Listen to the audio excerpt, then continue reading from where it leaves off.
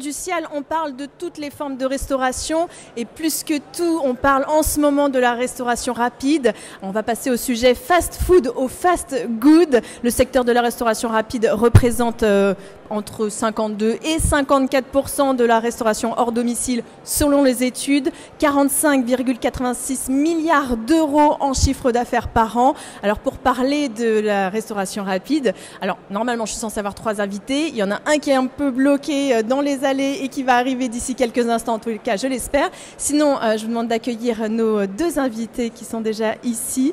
Bonjour. Bonjour. Alors nous avons Khalil et Roland, 2 frères. Donc votre nom de famille, si j'ose... Moi c'est Habib. Habib Khalil, c'est les noms de famille. D'accord, là on ne vous entend pas très bien dans le voilà. micro. Donc moi c'est Habib. Habib Khalil, c'est le nom Habib et Roland, voilà. Et Roland, voilà. Là je vais essayer de ne pas faire la confusion toute l'émission. Non, c'est bon. Pas de souci. Alors, comment vous êtes venu à la restauration rapide alors qu'en fait au départ, vous n'étiez pas du tout voué à ça? Vous avez fait du e-commerce, vous de la comptabilité. On est arrivé à ce concept-là dans la restauration. Donc, tout simplement parce qu'avec mon activité de consultant en e-commerce, je voyageais beaucoup et on était obligé de manger tout le temps rapide, dans le train, dans l'avion, à la gare, le midi, le soir. Et puis, en discutant avec mon frère, on dit il aime la cuisine, vient de la comptabilité. Il dit nous. On a un besoin grandissant de manger tout le temps vite et on a toujours, on va dire, pas beaucoup de choix. Et on s'est dit, pourquoi ne pas mélanger notre expérience et se lancer dans cette aventure-là et se dire, on lance avec refaire vivre des recettes. D'accord, parce que finalement, c'était toujours la même chose. La restauration rapide, c'était quoi? C'était des sandwichs, des hamburgers. Mais c'est ce qu'on trouve, des sandwichs, des hamburgers, toujours pizzas, éventuellement. Des pizzas, des pâtes. Choses classiques. Voilà. Et, classique connu, c'est rassurant aussi quand c'est connu. Et nous, étant d'origine libanaise, donc on a une cuisine qui est assez riche et variée, végétarienne. Donc on s'est dit, on se lance dedans et puis on fait revivre des recettes de grand-mère préparées d'une façon artisanale avec le cadre de restauration rapide. Alors Betouti, c'est le nom de votre restaurant, oui. Qui signifie quoi en libanais? Ça veut dire fait maison, exactement. Pour une personne, Beitouti, ça veut dire que c'est une personne casanière. Et Beitouti, pour la restauration, c'est quelque chose qui est fait maison, préparé maison. D'accord. Et quelles sont donc vos spécialités libanaises? Parce que finalement, des fast-food libanais, on en voit quelques-uns, mais vous, ça fonctionne très bien. Qu'est-ce qui fait que ça fonctionne très bien? Alors, pour la simple et bonne raison, ce que mon frère a dit, c'est qu'on a un besoin grandissant de manger vite, avec tout ce qui se passe autour de nous. Mais tout on s'est dit, on ne va pas négliger la qualité. Donc, comment faire revivre des recettes de grand-mère en les travaillant au goût du jour et en même temps qu'elles soient rapides.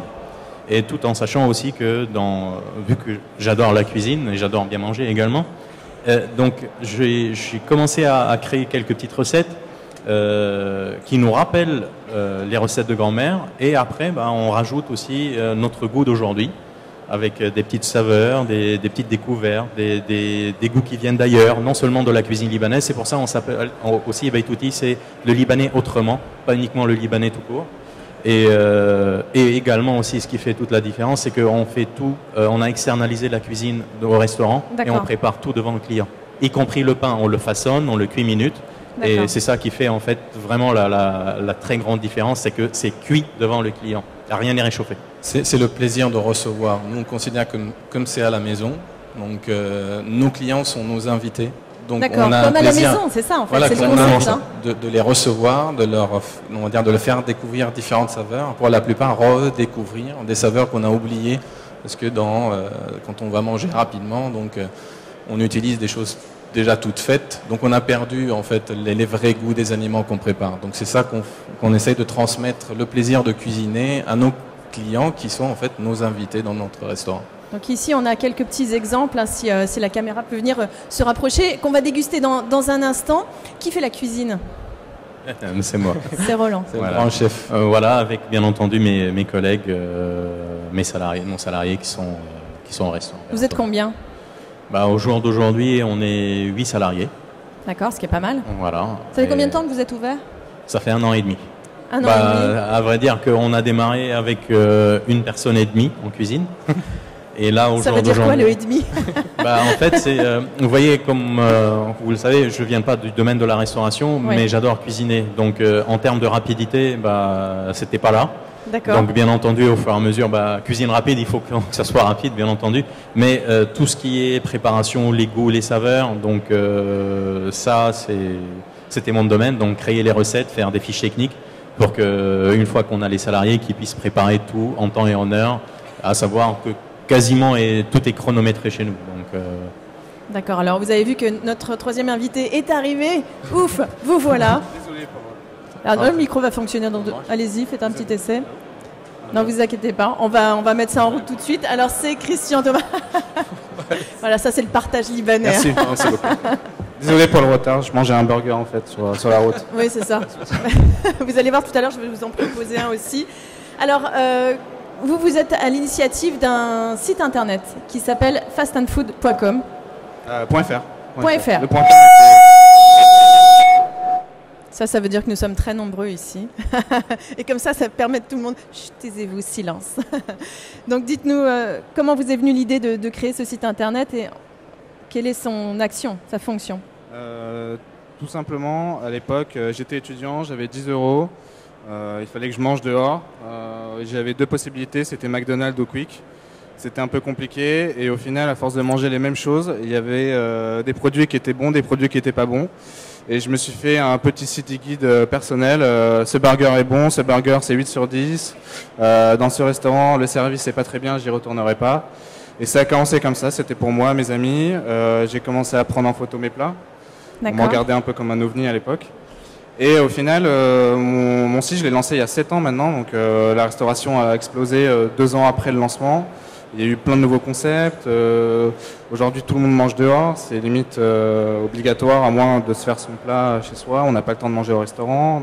On doit manger dans un temps limité. Donc il y a plein de facteurs qui font qu'aujourd'hui, la restauration rapide, qu'elle soit traditionnelle, classique, ou elle est très diverse maintenant. Très diverse. Elle s'est imposée à peu près chez tout le monde en fait. Donc vous, votre rôle, si je lis bien le slogan, c'est décrypter le fast-food.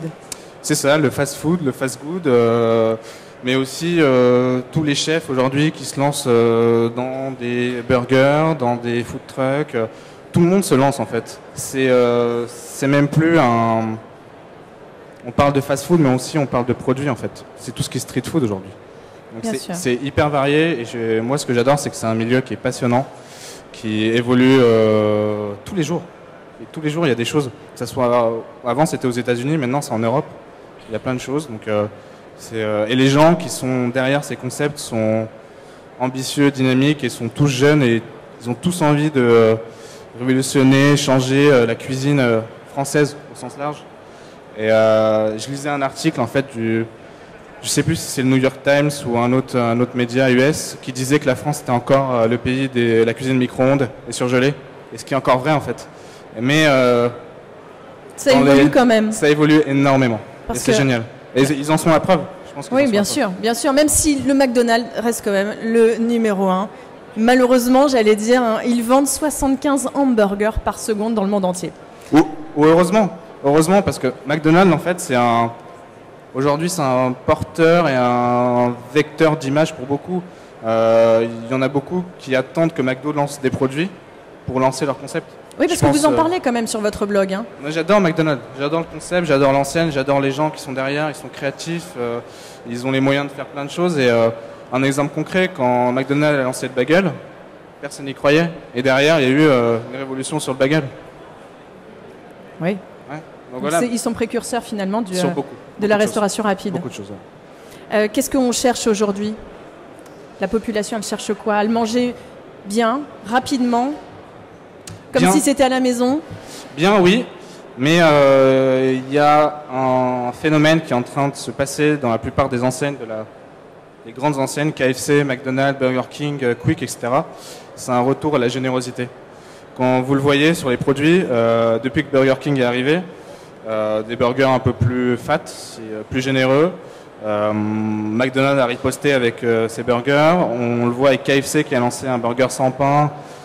Voilà, c'est des choses inimaginables il y a un an. Donc le fast-good, c'est génial, les concepts où on mange bien, on mange sans, c'est génial. Mais il y a aussi une position, les gens aujourd'hui, ils en veulent pour leur argent. Il faut que ça soit généreux. Et pas cher. Et pas cher. Est-ce que vous avez goûté Betouti? Pas encore. Pas encore. Mais je vais, Alors ce que je vous propose, c'est qu'on goûte maintenant, qu'on essaye. Vous avez déjà mangé dans le train, c'est ça, dans le RER? Mais je mange tout le temps en fait. Je mange tout le temps. D'accord, mais on dirait pas parce que vous avez la chance de pouvoir manger beaucoup et que ça se voit pas. C'est psychologique. Quand je mange des burgers, je mange des légumes. Alors il faut me donner l'astuce parce que j'aimerais bien manger beaucoup et ne pas prendre un gramme.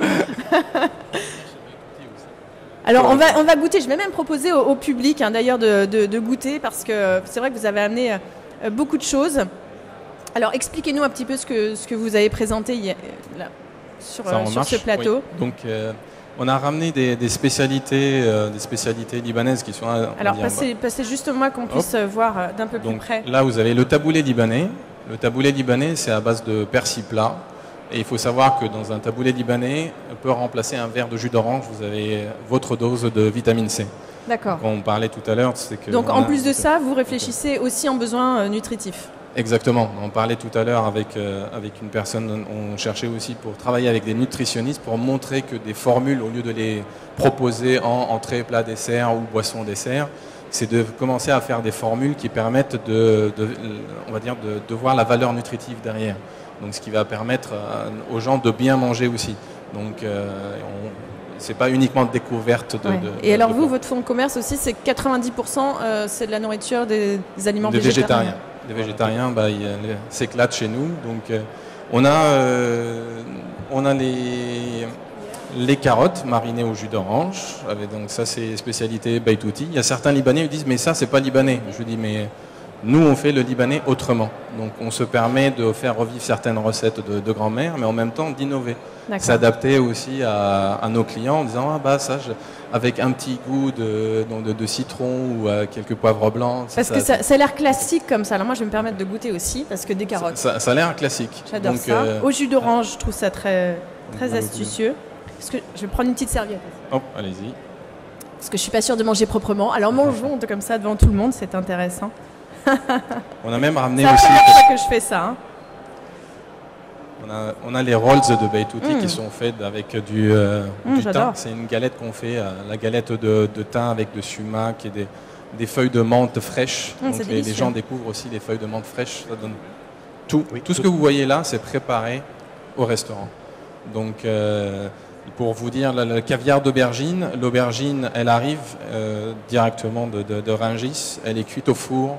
Elle est épluchée sur place, elle est mélangée avec la crème de sésame, avec les ingrédients qu'on peut avoir. Et puis vous avez donc on achète. Il n'y a pas de boîte de conserve, il n'y a pas de. Je vais aller faire goûter le public. Il n'y a pas des bouteilles ou de pois chiches en farine ou des choses comme ça. Donc d'ailleurs même aujourd'hui, moi quand je vais manger au restaurant, je mange différemment parce que je commence à apprécier ce que je mange.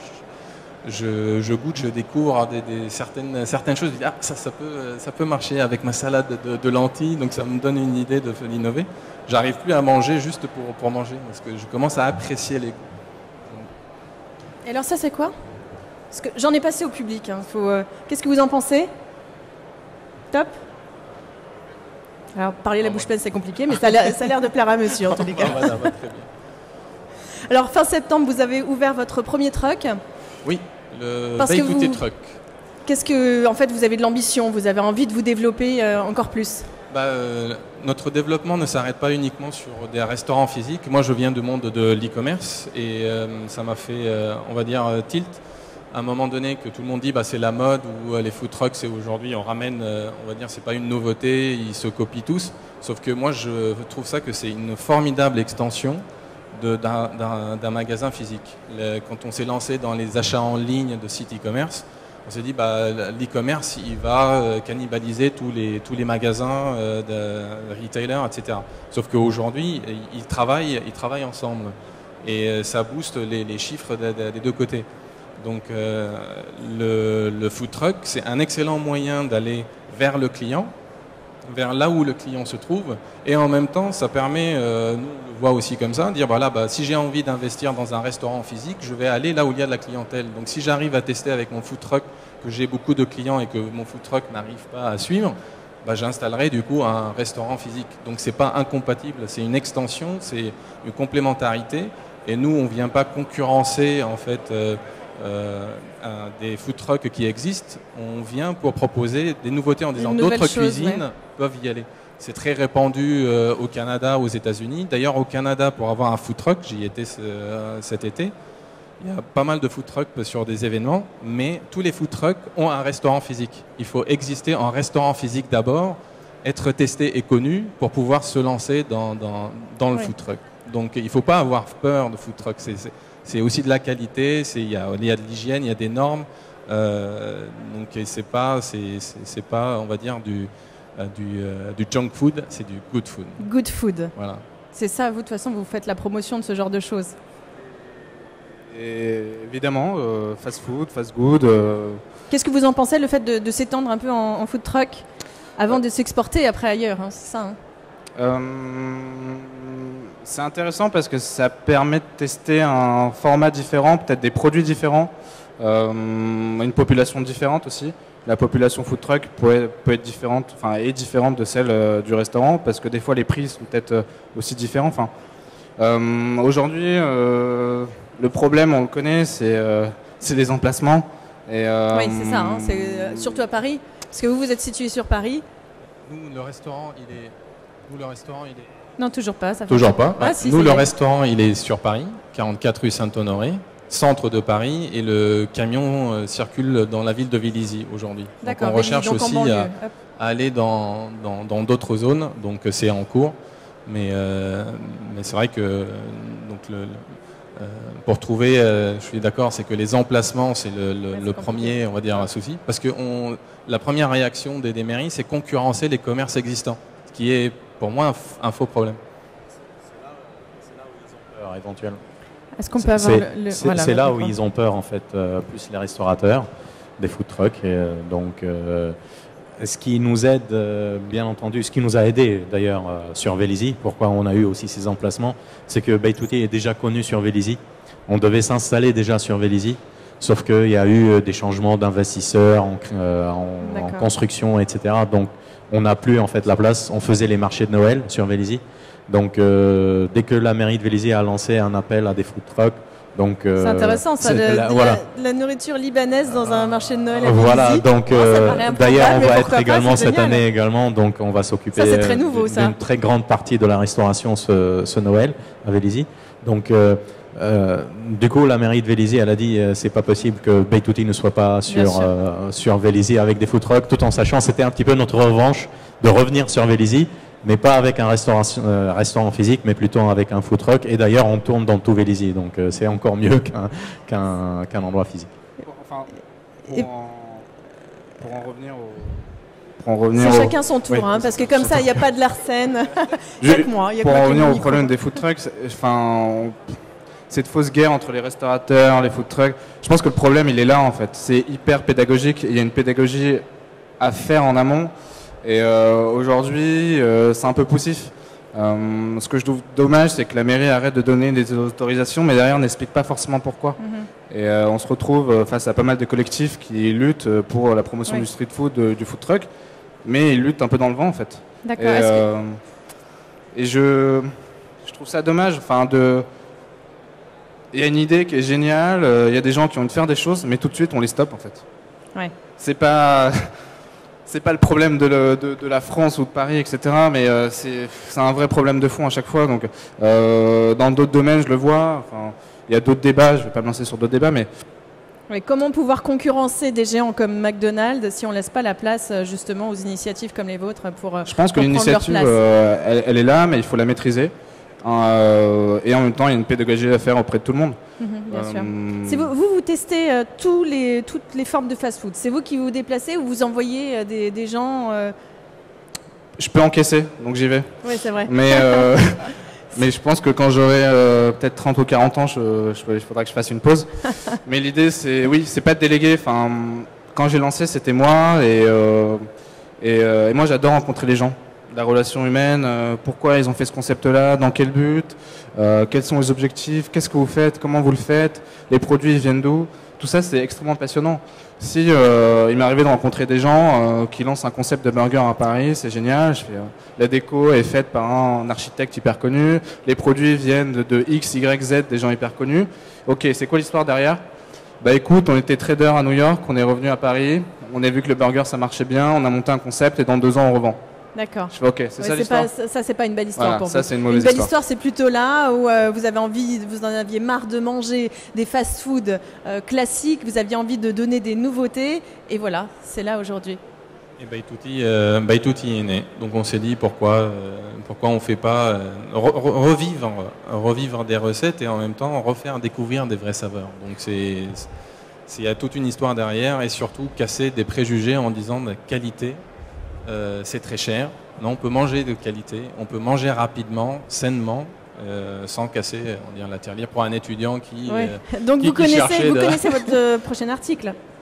Non mais vous savez que vous allez écrire un article. J'irai vous rencontrer, je viendrai au restaurant. Enfin voilà. Il faut que je vienne voir avant d'écrire. Oui, exactement. Oui. Bon, en tout cas, merci beaucoup d'être venu ici sur ce plateau pour parler du fast-food. Alors, le Cial Innovation aussi permet au fast-food de se mettre un peu en avant. Alors, je vais vous proposer, ça c'est un prix Cial Innovation. Je vous proposerai de le goûter. Alors, pas ici, mais chez vous. Voilà, ça c'est les hamburgers. Voilà, que le Cial Innovation a primé, le grand prix Cial. Donc, emmenez ça chez vous et puis goûtez. Et nous, on se retrouve très vite pour une nouvelle émission. Merci.